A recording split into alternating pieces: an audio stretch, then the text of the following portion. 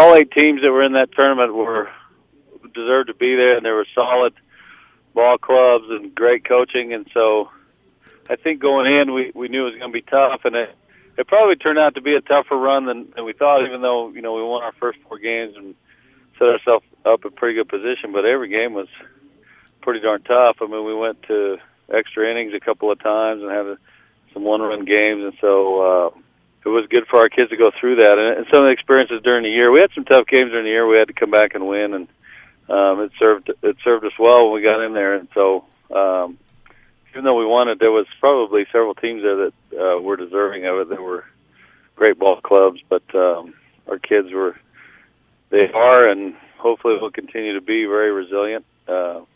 Nothing gets them rattled. They all believe in each other, and that served them well. Yeah, I mean, the very first game against Matchbuff, you went 9 innings against them and won 13-6. Was there concern after that game, even though you've got a fairly deep pitching staff, that the team might have been used up a little bit from the pitching standpoint? Because, in these tournaments, you play a lot of games in a short period of time, and you don't want to use up too many pitchers.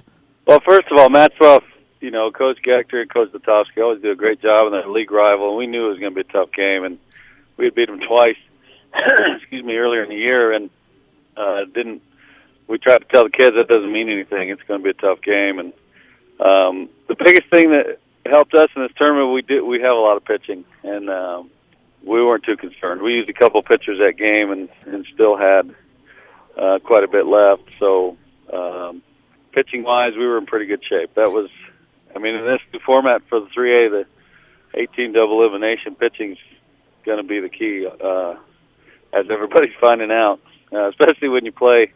Eaton and Lamar, and there was some extra inning games. It's a tough deal, man. You start strategizing and trying to save somebody, try to decide if you're going to save somebody for the next game, but you got to win that game to get to the next game, and so it's pretty fun. Yeah, I enjoyed the format. Sure. Didn't you think you had a significant advantage based on what you just said, and also based on the fact that you mentioned that you went through the winner's bracket? So even though you lost that game against Erie 8-7, going into that final game against Erie, it seemed their pitching was used up, and you still had some arms that you could rely on.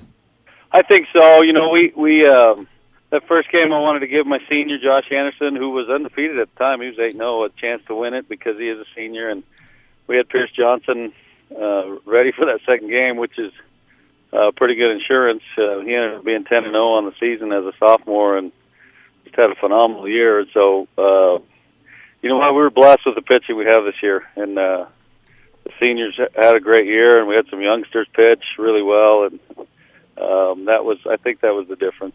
Finally, Coach, at one point this year, you were 15-0. You lose to Holy Family 1 month ago, 9-0. Some coaches say that a loss can be good for a team. Some say it's just a loss. Did that loss help refocus the team? Because up to that point, it seemed that you were playing some dominating baseball, and who knows, maybe a loss did do something good for this baseball team.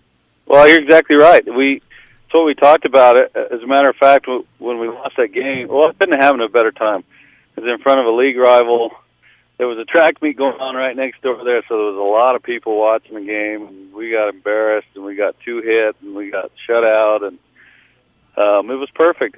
And the next day at practice, we sat down and said, you know what, we deserve that. And starting with me, we were focused on being undefeated, and things were too easy, and we had quit working hard, and we left the details go by the wayside, and so we just recommitted. We printed that box score and taped it up in our dugout every day at practice and every day during the tournament, 9-0 that we lost, because we didn't ever want to go back to that thought process of being complacent. And so the loss was perfect timing. And the next day I talked to my friend Jim Danley, who's been a friend and a mentor, and I've known him since I was a little kid, and I was kind of licking my wounds a little bit, and so I called Coach Danley, and he said, you know what, he goes, the worst thing could have happened for the rest of the teams was you lost. He said that's a perfect time to refocus, and he's such a wise man. And we had a nice chat, and it was perfect. We needed to lose, got our attention, and kids probably worked harder than ever from that point on.